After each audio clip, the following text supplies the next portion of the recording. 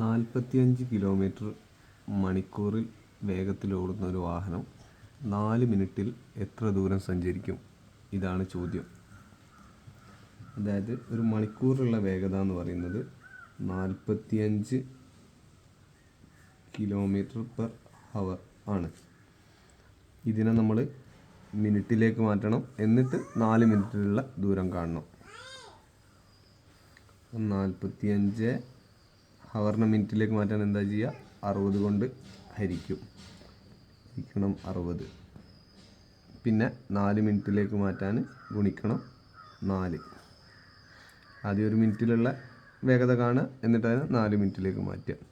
45നെ 60നെയും വെട്ടിക്കഴിഞ്ഞാൽ 3 15 45, 4 15 60.